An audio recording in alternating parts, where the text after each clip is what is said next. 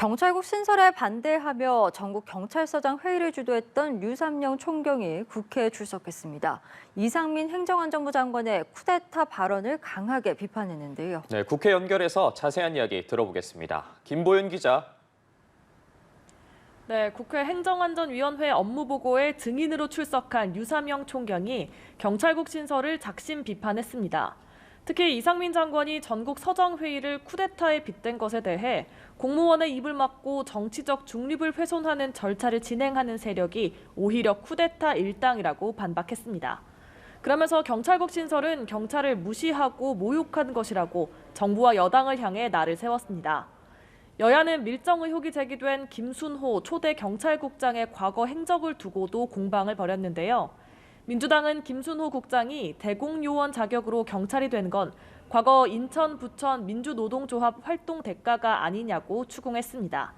김 국장은 이 단체에서 활동하면서 동료들을 밀고 하고 그 대가로 특채로 경찰이 됐다는 의혹을 받았습니다.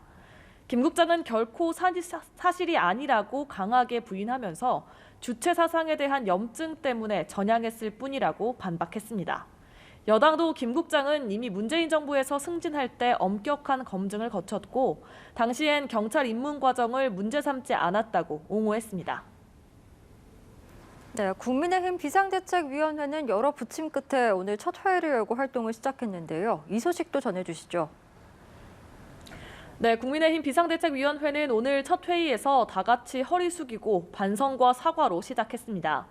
이준석 전 대표와의 소송전과 최근 수해 현장에서의 부적절한 언행 등으로 눈살을 찌푸리게 한 점을 반성하고 있다는 겁니다. 비대위는 오늘 회의에서 사무총장과 수석 대변인, 비서실장 인선을 단행하며 지도부 진용도 갖췄습니다. 다만 이준석 전 대표가 비대위 활동을 막기 위해 낸 가처분 신청 결과가 변수로 남아 있습니다. 법원은 신중한 사건 검토를 위해 이번 주 안에는 결정을 내리기가 어렵다고 밝혔는데요. 판사 출신의 주호영 위원장은 가처분 신청 기각을 확신한다고 밝혔지만 법원이 이 전 대표의 손을 들어준다면 비대위는 좌초 위기를 맞을 수밖에 없습니다.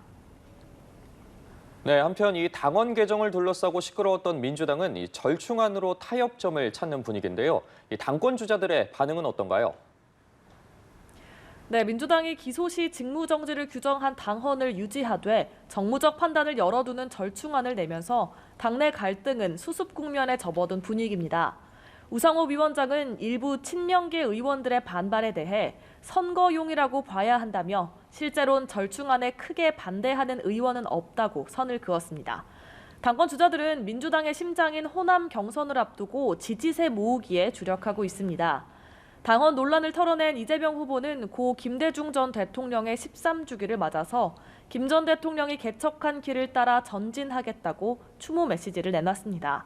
반면 박용진 후보는 당헌을 다시 언급하면서 당대표가 되려는 분이 계속 본인의 문제로 당을 혼란에 빠뜨려선 안 된다고 이 후보를 지적했습니다. 지금까지 국회에서 전해드렸습니다.